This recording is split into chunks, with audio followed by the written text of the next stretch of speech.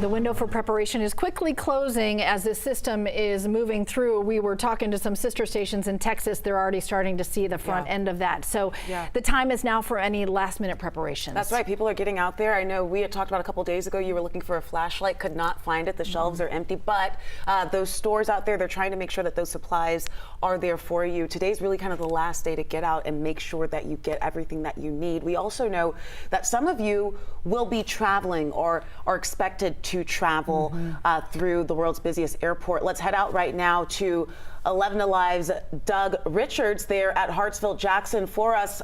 Doug, we know the airport on high alert here. Some airlines already canceling flights ahead of this winter storm. What are you hearing on the ground there?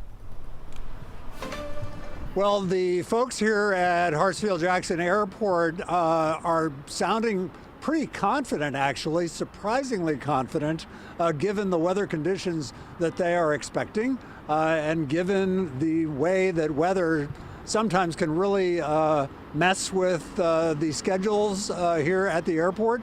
With respect to the ice storm that is expected, however, they say that they had the presence of mind a few months ago to acquire new equipment, which they say can clear ice off of runways and taxiways about twice as fast as the equipment that they had previously used.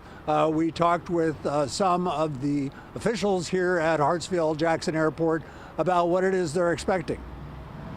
I'm confident that we will keep the airfield open for arrivals and departures throughout the entire event. So it's a collaborative effort between operations, the airlines, airport maintenance, and as long as we're working in sync, I'm confident that my team will do their part and have the airport operational.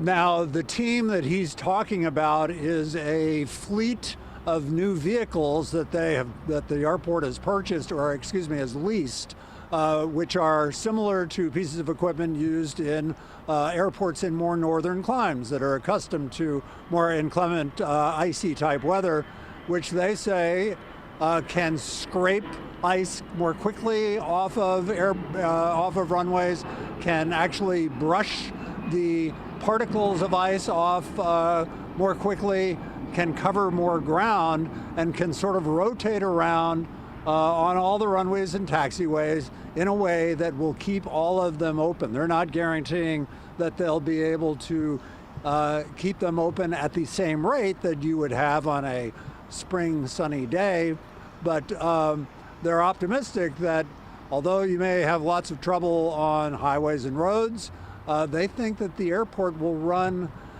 if not normally, something far more approaching close to normal than one might expect, given the conditions that we are hearing are likely to befall us over the next day or so. Back to you. You know, Doug, it's interesting, that analogy I'm thinking about. You know, if you and I were to lease a four-wheel drive because we might need it 2 days out of 2 years, you know, it's interesting that they, through past experience, have found, you know, in other storms 12 years ago, for example, didn't have the equipment you need because we don't deal with ice and the snow like the North does. So that's such an interesting concept to think through. The one question I have for you, Doug, is the things that are out of our control, because this storm system is going to impact a dozen plus states. A lot of what we might see in Atlanta could be a ripple effect from airports in other states that are affected. Did they by chance talk about that like game of dominoes as they were talking through what the next couple of days at the airport might look like? They sidestepped those issues because those are issues that they can't really control here. When equipment can't show up because they can't take off from, you know, Dallas or, you know, Florida or wherever. Those are probably bad examples, but more northern cities. Yes, the answer is they are expecting sort of the normal delays that are the result of those kinds of transactional connections.